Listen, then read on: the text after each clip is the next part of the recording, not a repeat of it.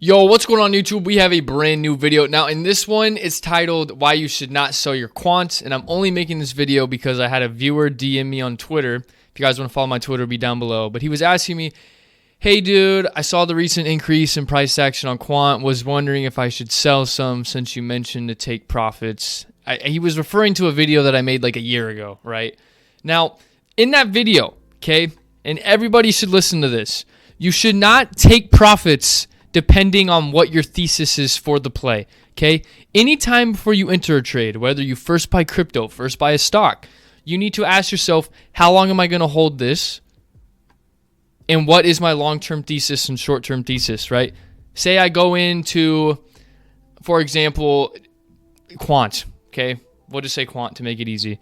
I go into Quant. I'm like, I think Quant is going to succeed in the future. I think in 10 years, they're going to be the new financial infrastructure with their DLT gateway. So you know what? My long-term thesis for Quant is that it's probably going to go to a couple $100 billion in market cap. And then I might shave off some profits. All right. That's a huge gain. Let me invest in Quant. Okay. Once I kind of learned what Quant was doing and understanding where the market was going, right? This was a while ago. Okay. Now, when Quant went up to $400, do you think I got excited? Yes, a little bit. But was I thinking about ever selling? I was like, no, because I got into Quant so early, okay? Same with right now. The fact that Quant is going up, do I care? Absolutely not. It has zero effect on me. Yeah, it's cool watching the price go up. It's pretty shocking we're up this much in a bear market. Am I even considering taking profits? Absolutely not. And this is why I'm making this video, because you should absolutely not be thinking about taking any profits at all. And even if you get lucky, this is very toxic, guys. Please do not do this. If you get lucky, say you are like, oh man, Quant's up a lot. You sell the top of the last pump at like 225.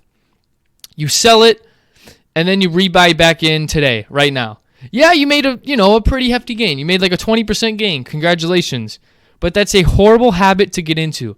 Because once you do that, you're going to always think, oh, Quant's up, X amount. I'm going to sell some and buy back in. Then what happens once you can't buy back in? And it just keeps going up, okay? And this is why I wanted to make the video to explain to you guys why you shouldn't take profits on a project like HBAR or Quant. Because there's going to come a time where the institutional buying power will come in, and this thing is going to go within a week, okay? And you'll think, oh, it's up a lot. I'll buy back in when it's lower. And then it will just keep going up and up and up. And you'll have missed out on the train. Please do not do this. It is not worth it at all. Okay? Stay on the train until the train has reached the destination. It's simple. All right? Now, if you're in Quant for a little day trade, then that's cool. You could do what you want. But this isn't for day traders. This is for my people who are holding crypto because they know the new financial infrastructure that's coming in. Okay? Now, I'm pulling up Dogecoin for an example. Okay, so guys, quick edit right here. I wanted to add this in. Before I talk about Dogecoin and before you hear me, I know on my channel I dog Dogecoin. All right, I didn't even mean to put that pun in there. But I absolutely shit on Dogecoin. And there's a reason for that. It's overhyped garbage that should not be ranked top 10 because it really has no real utility besides just being a semi-decent blockchain and Elon Musk backing it. That's it. There's nothing else to Dogecoin. You could talk about blah, blah, blah, blah, blah all you want, but those are the facts. Accept it, and that's how it is. But I wanted to tell you this story because there was once a time where Dogecoin wasn't overhyped garbage. It was just an overhyped project that would sometimes have waves.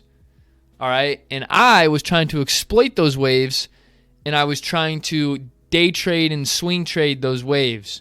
And I was successful at it a few times. So that's all I really did with Dogecoin, right? And then I had like a little long-term moon bag, which I ended up selling, which is why I end up resenting Dogecoin because it was my first feeling of what it's like to miss out on life-changing money. So I just wanted to add that in there before I tell you this whole entire spiel, just so you know I'm not bullish on Dogecoin at all. So in case you didn't really miss the point, I didn't really explain that well. So back to the video. Now this story will tie in. Trust me, guys. Just bear with me, right? So I got into Dogecoin around 0.0023, okay, around there. And I was like, all right, I'm going to hold till the next pump, and then I'm going to get out, right? Fast forward, boom. Once Dogecoin hit this double up in price action right here, I was like, okay, I doubled my money. Perfect. Made like $1,000, $2,000. All right, great. I'm out. Cool. Right? This was when I was 19. So $1,000 to me from trading, I was like, oh, wow, it's a good trade. I'll sell that, blah, blah, blah. This wasn't part of my long-term portfolio, right? But there was a part of me that was like, yeah, just keep a moon bag. You never know. Elon might keep on talking about it. And, you know, I just thought this was a coin that could really appeal to the populace of the planet, okay? Sure enough, I was correct. But I sold everything because it doubled up in price. So I was like, all right, that's a pretty big jump. I'll get out and buy back in once it drops. Little did I know, guys, Dogecoin would then go up 30,000% from where I took that initial gain, right? I used to own 800,000 Dogecoins, right? And if I would have sold at peak levels right here, not saying that I would have been able to know it would go there, but let's just say I did hold it, okay? My $2,000 I had in Dogecoin would have been worth $700,000 roughly, all right? And when I was 19... You know, not even 19. That's a lot of fucking money, guys, okay? That's a lot of money. So then after the Dogecoin pump happened, I was like, you know what I need to do? I could either sit here and bitch about how I missed out on, you know, $500,000, or I could go, you know what? Let me find the next pump. And then I started looking through the crypto market, looking through everything, trying to find the next pump, what's undervalued, what's going to blow up. Then I came across Quant and H-bar, and I was like, bing, fucking go. And this was in the last bull run when I kind of discovered them. And I was like, bingo. These are my guys. Quant is going to change the game. H-bar going to change the game. Compared it to other cryptos that were in the spot like Solana, Cardano. They just weren't doing anything near what Quant and H-bar are trying to do. So I was like, you know what? This is it. They're undervalued. They're going to be a part of the new financial infrastructure. They're way better than any project in the market. This is it. Okay, I'm going to put my capital into this, and I'm going to hold it, and I'm going to not fuck up and sell. Okay? I'm writing it. I'm going to my thesis. This is a long-term thesis. I had a plan, and I've been in Quant and H-bar for roughly a year and a half now, guys. Okay?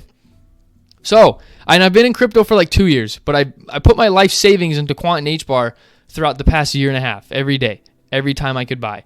Even when Quant was at $40, I was buying. Okay? Now, I don't want to start to ramble on, but I want you guys to understand, it is not worth taking piss away profits. A 20% profit is something you could take a piss on compared to where Quant's going to go, okay? I want you guys to understand. Do you want to eat a fucking grilled cheese or do you want a steak dinner? Which one? Because you can't eat both, all right? And I want the steak dinner. So I'm in Quant until the new financial infrastructure comes and it reaches a couple $100 billion market cap. Then I will consider selling some Quant. Now, by the time that happens, we could honestly cash it out for CBDCs. I don't even know if fiat is going to be tangible by the time the new financial infrastructure comes. So I don't know, guys. Everything is up in the air. I'm going to make another video on that too, which I wanted to discuss. A lot of people think that they're going to be able to cash out their crypto in the new CBDC era for US dollars. You might be cashing it out for crypto. I have a theory on that. So...